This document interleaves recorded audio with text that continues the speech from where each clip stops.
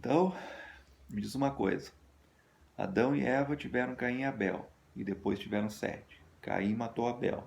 Sobrou Caim e Sete. Com quem eles se uniram para dar continuidade à população? Ah, vamos desvendar o mistério então.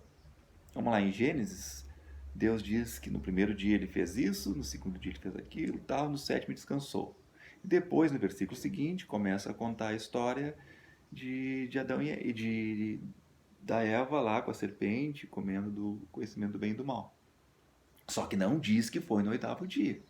Então se passaram um longo tempo entre a criação do homem até o dia que eles comeram do conhecimento do bem e do mal e foram expulsos. Passou muito tempo nisso aí.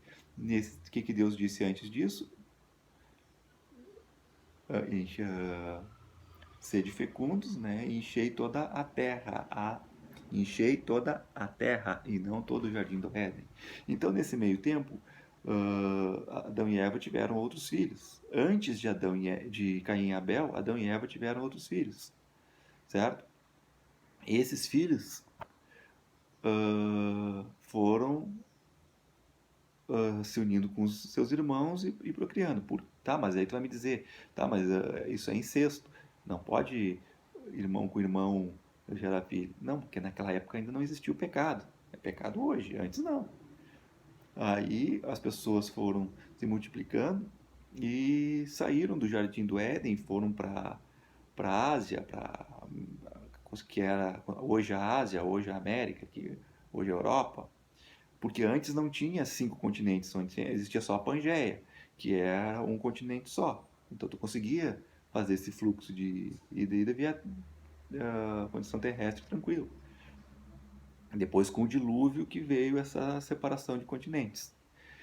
Então, uh, aí as pessoas já tinham gente para dar seguimento à humanidade. Então, quando Caim matou Abel, já tinha muita gente ali.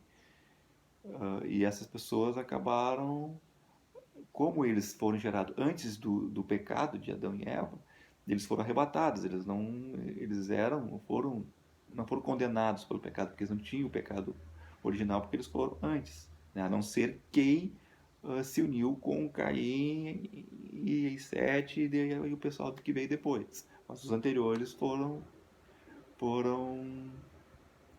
arrebatados.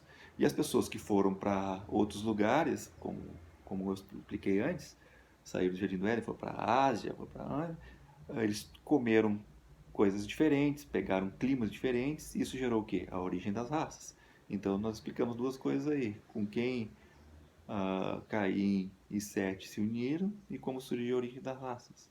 É só observar o texto de Gênesis, que Adão e Eva tiveram filhos antes do pecado. Caim e Abel foram os primeiros filhos de Adão e Eva depois do pecado.